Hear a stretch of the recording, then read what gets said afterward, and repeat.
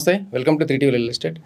ఈరోజు మనం శ్రీశైలం హైవే గురించి కొన్ని అప్డేట్స్ మన real estate expert Rajesh Reddy గారికి కొన్ని విషయాలు తెలుసుకుందాం. సార్ నమస్తే. సార్ నమస్తే అండి. సార్ అయితే మనకి రీసెంట్గా మనకి శ్రీశైలం హైవేలో మన ఫ్యూచర్ సిటీ అనౌన్స్మెంట్ తెలిసిందే. అవును.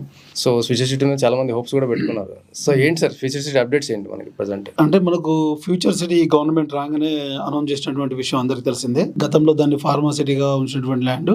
అయితే ప్రజెంట్ ఫ్యూచర్ సిటీలో వచ్చేసరికి ఏంటంటే గవర్నమెంట్ నెట్ జీరో పొల్యూషన్ సిటీగా మార్చాలనేది ఒకటి. దాన్ని చాలా సీరియస్గా వర్కౌట్ చేయాలనే ఉద్దేశంతో రీసెంట్గా మనకు జపాన్ పర్యటన కానీ, అంతకుముందు టోక్యో, ఉత్తర కొరియా పర్యటన కానీ, అంతకుముందు వెళ్ళినటువంటి డల్లాస్ పర్యటనలో కూడా చాలా ఇంవోల్వ్ చేసుకోవడం జరిగింది గవర్నమెంట్. సో ఇవంతా కూడా వాస్తవత దృక్పథానికి రావడానికి కొంచెం టైం పట్టినప్పటికీ కూడా ఈ ఫ్యూచర్ సిటీ డెవలప్ అవడానికి స్కోప్ అయితే కనపడుతుంది మనకు. దట్ ఇక్కడ ఉన్నటువంటి డెవలప్మెంట్స్ ఏంటంటే వీళ్ళు గవర్నమెంట్ దీన్ని సపరేట్ బాడీగా క్రియేట్ చేయడం ఒకటి మెయిన్ అడ్వాంటేజ్ చూడవచ్చు. మెయిన్ డెవలప్మెంట్ కూడా చూడ ఇక్కడ FCDA అని ఒకటి కొత్తగా క్రియేట్ చేశారు. Future city development authority area అని కొత్తగా క్రియేట్ చేశారు. దీనికి చైర్మన్గా వచ్చేసి కంప్లీట్ ముఖ్యమంత్రి గారే చైర్మన్గా ఉంటారు దీనికి. దాంతోపాటు వైస్ చైర్మన్గా ఇండస్ట్రియల్ మినిస్టర్, IT మినిస్టర్ ఉండబోతున్నారు. అదేవిధంగా రంగారెడ్డి జిల్లా collector, HMDA commissioner and DDCP కమిషనర్తో పాటు ఒక ప్యానల్ ఆఫ్ 12 మెంబర్స్ ప్యానల్తో IASతో ఒక ప్యానల్ ఏర్పాటు చేస్తున్నారు. Out sourcing and regular employees మొత్తం 56 మందితో ఒక FCDA ఆఫీస్ని ఏర్పాటు చేయడం జరిగింది. ఇది వచ్చేసి మనకు ప్రజెంట్ నానాక్రామ్గూడలో ఉంది. ఇంకొక పర్మనెంట్ బిల్డింగ్ మనకు మీర్ఖాన్పేటలో ఏర్పాటు చేయబోతున్నారు, అండర్ కన్స్ట్రక్షన్ చేయబోతున్నారు ఒకటి. ఇది ఒక గుడ్ థింగ్గా చూడొచ్చు మనం ఫస్ట్ ఫ్యూచర్ సిటీ అనౌన్స్మెంట్ తర్వాత. దాంతోపాటు ఏంటంటే ఫ్యూచర్ సిటీకి వచ్చేసరికి ఈ ఏదైతే అవైలబిలిటీ ల్యాండ్ ప్రజెంట్ 14,000 ఎకరాలు అవైలబుల్ ఉంది. యాక్చువల్గా ఏంటంటే 13,973 ఎకరాలు గవర్నమెంట్ దగ్గర ల్యాండ్ అక్విజిషన్ చేసినటువంటి ల్యాండ్ ఇది. గత ప్రభుత్వం చేసినటువంటి ల్యాండ్ ఇది అంతా కూడా. ఇది కాకుండా సార్ అయితే అంతకుముందు ఫార్మా సిటీ అని అనౌన్స్ చేశారు లాస్ట్ గవర్నమెంట్లో. అది తీసేసి ఇప్పుడు మళ్ళీ మనకి ఫ్యూచర్ సిటీ అని. అవును. అంటే ఇప్పుడు ఫార్మా సిటీ అనేది ఇంకా ఫ్యూచర్లో మనకు కనబడదు. ఫార్మా సిటీ ఉండదు ఇక్కడ, ఉండదు. ఫార్మా సిటీ ఉండదు. కాకపోతే ఏంటంటే ఫార్మా సిటీ కోసం ల్యాండ్ అక్విజిషన్ చాలా జరిగింది కదా. అవును. సో ఆ ల్యాండ్ ఏం చేస్తారు మరి? ఆ ల్యాండ్ ఇది అది సేమ్ ల్యాండ్, ఒకే ప్లేస్ అంతా కూడా. కాకపోతే ఏంటంటే కంప్లీట్ ఫార్మా సిటీ పెట్టడం వల్ల ఏంటంటే పొల్యూషన్ అనే ఛాన్స్ ఒకటి ఉంటుంది. ఇప్పుడు ఎగ్జిస్టింగ్ టౌన్లో చూసినటువంటి మనకు చింతలు కానీ, బాలానగర్ కానీ, మేడ్చల్ ఏరియాలో ఫార్మా ఇండస్ట్రీ చాలా పెద్ద ఎత్తున ఉంది. సో ఇప్పుడు ఏమైంది, సిటీ పెరిగేసరికి, ఎక్స్పాండ్ అయ్యేసరికి పొల్యూషన్ అవుతుంది. వాటర్ పొల్యూషన్ కానీ, ఎయిర్ పొల్యూషన్ కానీ, స్మెల్ కానీ ఇక్కడ ఎక్కువగా వస్తుంది.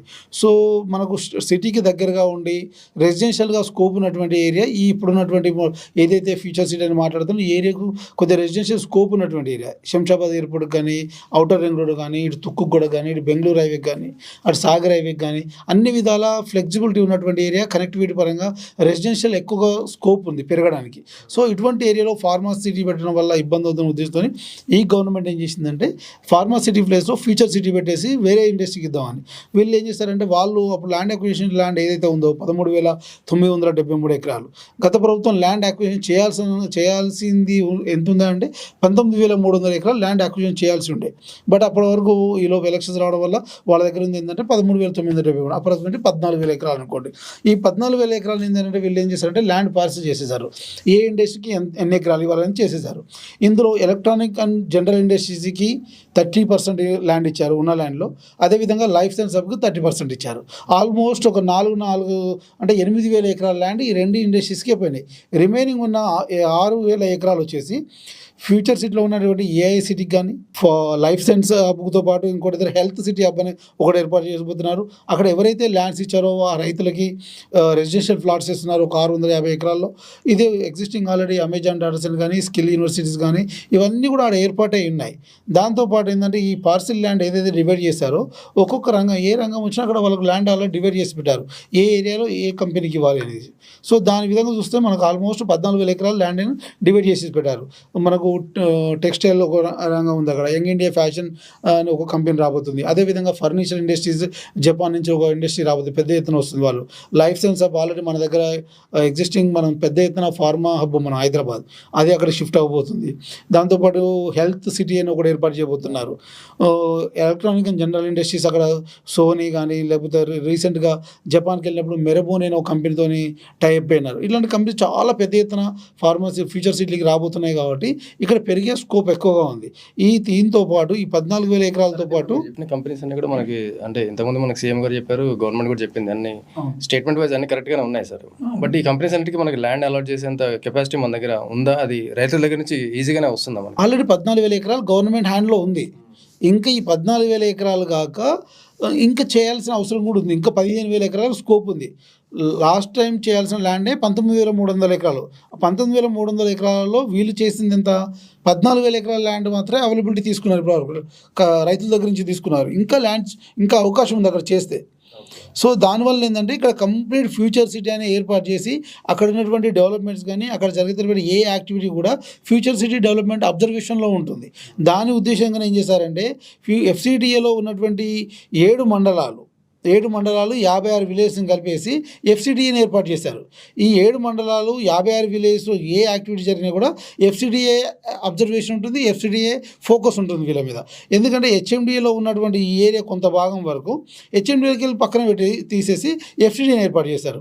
హెచ్ఎండిఏకి సిటీ మొత్తం ఎక్స్పాండ్ అవ్వడము, కొత్తగా మళ్ళా హెచ్ఎండిని ఎక్స్పాండ్ చేయడం వల్ల ఏమవుతుందంటే లోడ్ ఎక్కువ అవుతుంది. సో దీని మీద అంత ఫోకస్డ్గా ఉండకపోవచ్చు అనే ఉద్దేశం ఏంటంటే ఎఫ్సిడిఏని ఏర్పాటు చేయడం, దీనికి డైరెక్ట్గా చైర్మన్గా ముఖ్యమంత్రి ఉండడం వల్ల ఏంటంటే క్లియర్ ఫోకస్ ఉంటుందని ఒకటి చెప్పడం, ఒకటి ఇన్వెస్టర్ని ఆకర్షించడం కోసము ఇవన్నీ చేయడం జరిగింది. దాంతోపాటు ఏం చేశారంటే శ్రీశైలం హైవే నుంచి యాచారం సాగర్ హైవే వరకు ఉన్నటువంటి ఈ కనెక్టివిటీని 200 ఫీట్ల రోడ్డుతో ఆల్రెడీ గత ప్రభుత్వంలో ఉన్నప్పుడే నిర్మించారు. అది కాకుండా ఈ ప్రభుత్వం వచ్చాక ORR exit number 13 Raviryal Kongarakalan Adibatla నుంచి మొదలుకుంటే ఆమన్గల్ దగ్గర ఉన్నటువంటి RRR వరకు 41.5 కిలోమీటర్ డిస్టెన్స్ని 4,030 కోట్ల ఎస్టిమేషన్తో ఒక రీజనల్ గ్రీన్ఫీల్డ్ హైవేని ఏర్పాటు చేయబోతున్నారు. ఈ గ్రీన్ఫీల్డ్ హైవే వచ్చేసి 330 ఫీట్లతో ఈ రోడ్డును ఏర్పాటు చేయబోతున్నారు. ఫస్ట్ ఫేజ్ కింద ఫేజ్ 1 కింద 19.2 కిలోమీటర్ డిస్టెన్స్ మీర్ఖాన్పేట వరకు ఈ డెవలప్మెంట్ జరుగుతుంది ఫస్ట్ ఫేజ్ కింద. సెకండ్ ఫేజ్ మళ్ళీ మీర్ఖాన్పేట నుంచి వెళ్ళి మళ్ళీ ఆమన్గల్ దగ్గర ఉన్నటువంటి కొండపి ఒక విలేజ్ ఉంది అక్కడ వరకు రీజనల్ రింగ్ రోడ్ కనెక్టివ్ వరకు ఈ రోడ్ డెవలప్ చేస్తారు. ఆల్రెడీ మనకు ఎగ్జిస్టింగ్ ఉన్నటువంటి శ్రీశైలం హైవే సాగర్ హైవే మధ్యలో ఈ 330 ఫీట్ రోడ్ రాబోతుంది.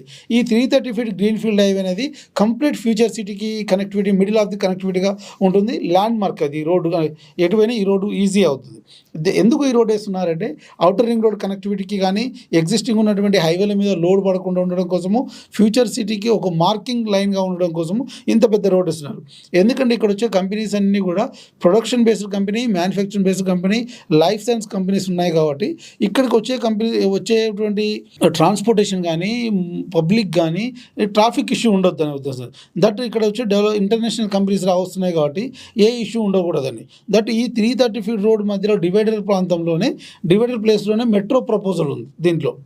సో దీనివల్ల ఏంటంటే రోడ్ ఎక్స్పాండ్. చిన్న డౌట్ సార్, అంటే ఈ గవర్నమెంట్లోనే ఇవన్నీ కంప్లీట్ అయ్యే అవకాశం ఉందా? నెక్స్ట్ గవర్నమెంట్ వీటిని కంటిన్యూ చేసే ఛాన్స్ ఉంటుందా? మేబీ ఛాన్స్ ఉంటుంది. ఎందుకంటే ఈ గవర్నమెంట్కు టైం ఎక్కువ ఉంది, ఇంకా 4 years టైం ఉంది. సో ఈ గవర్నమెంట్ వచ్చి ఆల్మోస్ట్ 1.5 year టైం అవుతుంది కాబట్టి ఇంకా 3.5-4 years టైం ఉంటుంది. కాబట్టి ఈ 3 yearsలో చాలా కంపెనీస్ ఇప్పుడు ఆల్రెడీ మీరు డల్లాస్ పర్యటన కానీ, ఉత్తర కొరియా పర్యటన కానీ, రీసెంట్ జపాన్ పర్యటన కానీ, మనకి ఇండియాలో ఉన్న డొమెస్టిక్ కొన్ని కంపెనీలు కానీ ఇక్కడ ఎస్టాబ్లిష్ అయ్యే అవకాశం ఉంటుంది, కొంతవరకు బేస్ అవుతాయి. సో దానివల్ల డిస్టర్బ్ అవ్వాలి. ఇంకోటి ఏంటంటే మన దగ్గర ఉన్నటువంటి పొలిటికల్ స్ట్రక్చర్ ఏంటంటే మన వాళ్ళు ఇండస్ట్రీని డిస్టర్బ్ చేయరు. ఏదైనా పొలిటికల్ రివైల్ ఉంటుంది తప్ప ఈ ఇండస్ట్రియల్ పరంగా ఇక్కడ వచ్చిన ఇన్ఫ్రాస్ట్రక్చర్ని కానీ, కంపెనీని కానీ, ఇన్వెస్టర్ని కానీ ఏం డిస్టర్బ్ చేయరు. దట్ పేరు మారితే మారచ్చు, కానీ ఫ్యూచర్ సిటీని ఆల్రెడీ జియో రిలీజ్ చేయడం జరిగింది, ఒక బాడీని క్రియేట్ చేయడం జరిగింది. సో నెక్స్ట్ గవర్నమెంట్ కూడా డిస్టర్బ్ చేయకుండా ఉండవచ్చు. ఎందుకంటే వాళ్ళ ఎవరి ఉద్దేశాలు ఏదైనా కూడా డెవలప్మెంటే main aspect. So land availability కూడా ఇక్కడ ఉన్నంత ల్యాండ్ ఇంకా వేరే కాడ లేదు. శ్రీశైలం హైవేలో కొన్ని ప్రాజెక్టులు అనౌన్స్మెంట్లు చేసి వదిలేసినవి చాలా ఉన్నాయి. ఈవెన్ ఇప్పుడు మన లేటెస్ట్గా తీసుకుంటే కూడా మన ఫార్మసిటీ కూడా తీసుకోవచ్చు. సో అట్లానే ఇప్పుడు ఫ్యూచర్ సిటీ కూడా అట్లా ఏమైనా ఇదయ్యే అవకాశం ఉందా? అదే దానికి ఇప్పుడు ఇంత గతంలో ఏంటంటే ఓరల్ ఇండస్ట్రియల్ సెజ్గా చూశారు దాన్ని.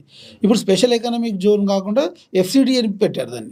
ఓరల్ ఇండస్ట్రియల్ సెజ్ కంప్లీట్ డెవలప్మెంట్ అథారిటీని క్రియేట్ చేసేసి సపరేట్ అథారిటీని క్రియేట్ చేశారు దానికి.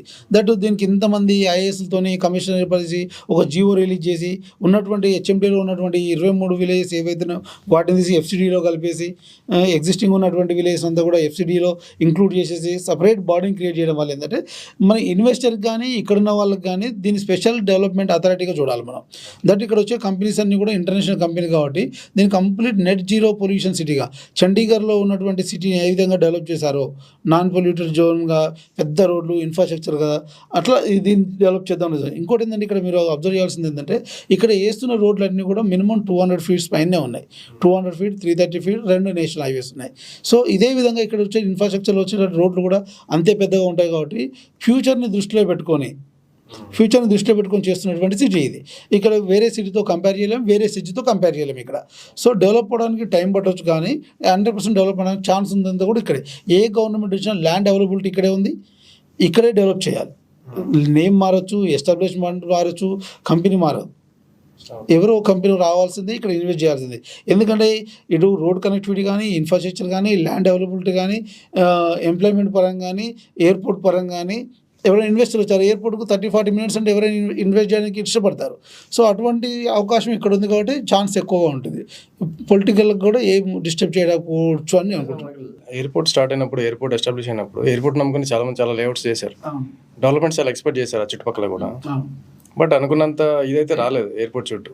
అంటే ఎయిర్పోర్ట్కి ఎప్పుడు కూడా అండి, ఎయిర్పోర్ట్కు nearby very close to the airport development ఉంటుంది, లేదా ఎయిర్పోర్ట్ నుంచి ఒక 7 కిలోమీటర్ తర్వాత ఉంటుంది.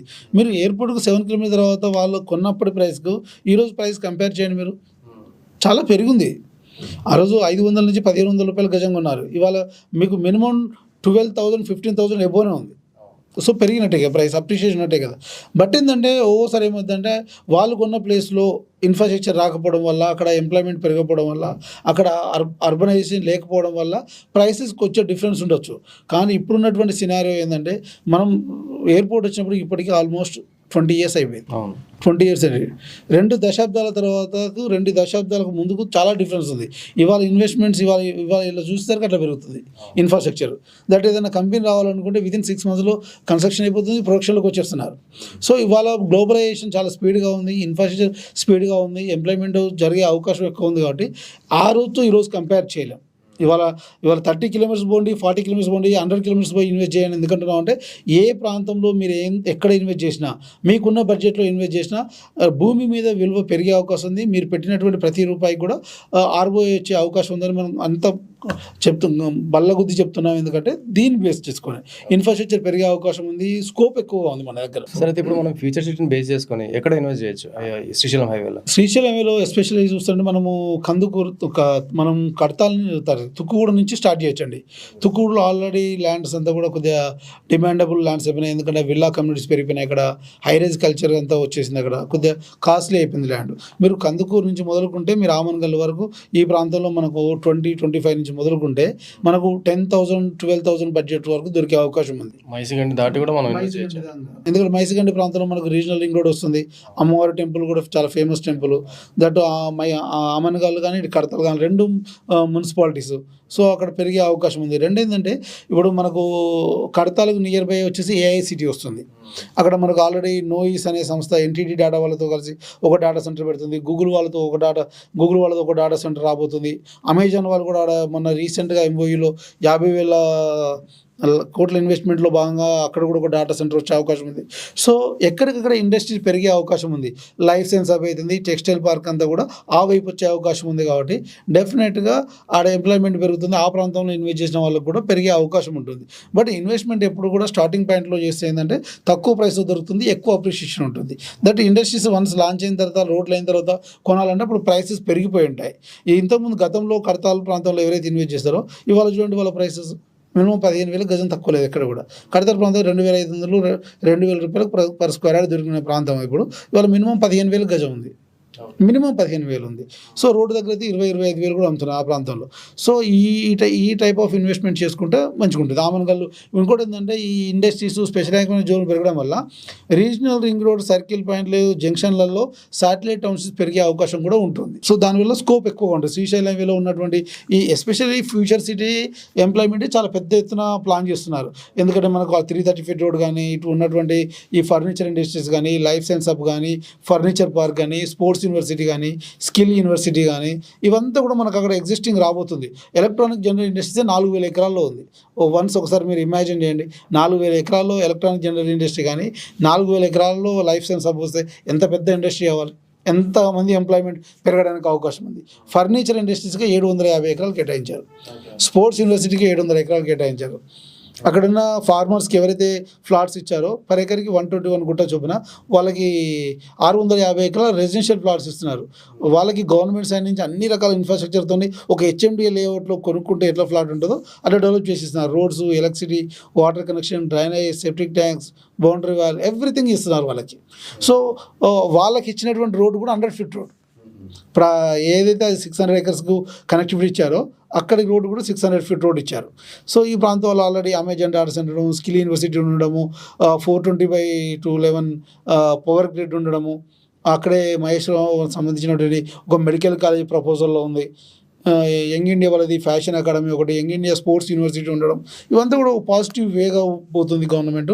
సో అతి త్వరలో ఆడ కంపెనీ కొద్దిగా ఫిజికల్గా స్టార్ట్ అయిందంటే డెఫినెట్గా అక్కడ ఉన్నటువంటి మార్కెట్ ప్రైస్ కానీ, సినారియో కానీ చేంజ్ అయ్యే అవకాశం ఉంటుంది. దట్ టు సిటీకి దగ్గరగా ఉండడం మెయిన్ అడ్వాంటేజ్ అది. సార్ అయితే ఇప్పుడు మనం ఫ్యూచర్ సిటీని బేస్ చేసుకొని ఫ్యూచర్ సిటీ యొక్క రిపిల్ ఎఫెక్ట్ ఎక్కడి వరకు, అంటే బెస్ట్ ప్రైస్ ఈ పలానా ప్లేస్లో అయితే మనం ఇప్పుడున్న పరిస్థితుల్లో ఇన్వెస్ట్ చేయొచ్చు, ఫ్యూచర్లో మంచి అప్రిషియేషన్ ఉంటుంది. ఆ హైవేలో మీరు ఎక్కడ చెప్తారు ఈ future city surrounding? Future city surrounding especially reasonable price అంటే మీరు కడతాలు, ఆమన్గల్ ప్రాంతంలో, అటు మీరు సాగర్ హైవేలో చూసినట్టయితే యాచారం, నందివనపర్తి ఈ ప్రాంతంలో మీకు కొద్దిగా రేట్లు 10-12 వేల అప్రూవ్డ్ వెంచర్లలో చెప్తున్నాను నేను. అప్రూవ్డ్ వెంచర్లలో దొరికే అవకాశం ఉంది. అన్ని రకాల డెవలప్మెంట్లు, అన్ని రకాల అనుమతులు ఉంటాయి. అటుపక్క TG RERA with DTCP approved ఉంటుంది. ఇటు పక్క వస్తే కొత్త హెచ్ఎండిఏ ప్రాంతం రేరా ఉంటుంది. మనకు కడతాలు, ఆమన్గల్ ప్రాంతంలో DTCP with RERA approved project దొరికే అవకాశం ఉంది. మీరు ఆమన్గల్ కానీ అమ్మవారి టెంపుల్, మైసిగండి కానీ, కడతాల ప్రాంతంలో అయితే మీకు 10, 12, 14 ఈ ప్రాంతంలో దొరికే అవకాశం ఉంది. 10 నుంచి 15 వేల మధ్యలో అయితే ఈ కడతాలకు నుంచి ఆమన్గల్ మధ్యలో దొరికే అవకాశం ఉంది. కడతాల నుంచి కందుకూరు వరకు మినిమం 15 నుంచి 20 మధ్యలో దొరికే ఉంది. ఎస్పెషల్లీ కందుకూరు ప్రాంతంలో చూస్తే 25 నుంచి 30 వేల మధ్యలో దొరికే అవకాశం ఉంది. సరే అయితే ఇప్పుడు మీరు ఫ్యూచర్ సిటీని బేస్ చేసుకొని కొన్ని కంపెనీస్ గురించి, ఇండస్ట్రీస్ గురించి అండ్ ఎంప్లాయ్మెంట్ ఎంతవరకు వస్తుంది అవన్నీ మనం డిస్కస్ చేసాం. సో ఇవన్నీ ఓకే, ఇప్పుడు గవర్నమెంట్ అనౌన్స్ చేసింది కాబట్టి కొంత స్కోప్ ఉంటుంది, హైప్ ఉంటుంది, ఓకే. ఇవన్నీ కాకుండా ఆర్గానిక్గా మాత్రమే మనం సెలెక్ట్ చేసుకోవాలంటే ఈ శ్రీశైలం హైవేలో ఎక్కడ ఇన్వెస్ట్ చేయొచ్చు? ఆర్గానిక్గా సెలెక్ట్ చేసుకోవాలంటే మీరు కందుకూరు, కడతాలు సెలెక్ట్ చేసుకోవచ్చు. ఎందుకంటే already minimum guarantee towns, urban towns, అక్కడ కమర్షియల్ టౌన్స్. ఎందుకంటే అక్కడ ఉన్నటువంటి లోకల్ టౌన్ ఏదైతే ఉందో అదొకటి, దట్టు ఆ హైవే మీద ఉండడం ఒక అడ్వాంటేజ్. రెండోది ఆ సరౌండింగ్ విలేజెస్ అన్నీ కూడా ఈ 2 టౌన్ల మీద డిపెండ్ అయి ఉంటాయి. కడతాల్, కందుకూరు, తుక్కుగూడ, అటుపోతే ఆమన్గల్. ఈ టౌన్లకు ఎగ్జిస్టింగ్ ఉన్నటువంటి టౌన్లకు నియర్ బై చేసుకోవడం వల్ల రేపు ఫ్యూచర్లో ఈ టౌన్స్ ఎక్స్పాండ్ అయ్యే అవకాశం ఉంటుంది ఒకటి. రెండోది అవకాశాలు కూడా ఉండే ఛాన్స్ ఉంది. అక్కడ ఇండస్ట్రీ పెరిగే అవకాశం ఉంటుంది. డెఫినెట్గా నియర్ బై ఉన్న టౌన్స్ ఎక్కువ డిమాండ్ ఉంటుంది. ఎందుకంటే అర్బనైజేషన్ తొందర స్పీడ్ కావడానికి close to the town chance ఎక్కువగా ఉంటుంది. కొద్ది దూరం కొనుక్కుంటే ఏంటంటే కొద్ది టౌన్ ఎక్స్పాండ్ అయ్యే టైం పడుతుంది. లేకపోతే అక్కడ ఒక సింప్లెక్స్ కంపెనీ హౌసెస్ కట్టేవాళ్ళు, లేకపోతే అపార్ట్మెంట్ కట్టేవాళ్ళు, విల్లా కమ్యూనిటీ రావాలంటే కొద్దిగా టైం పట్టి అవుతుంది. కాబట్టి అట్లీస్ట్ ఒక 1-2 ఇయర్స్ డిఫరెన్స్తోనే ప్రైస్ అప్రిషియేషన్ డెఫినెట్గా ఉంటుంది. ఎప్పుడైనా new town old town. Okay sir. So investment కూడా అట్లే ఉంటుంది, ప్రైస్ అప్రిషియేషన్ కూడా అట్లే ఉంటుంది. Thank you sir. Thank you.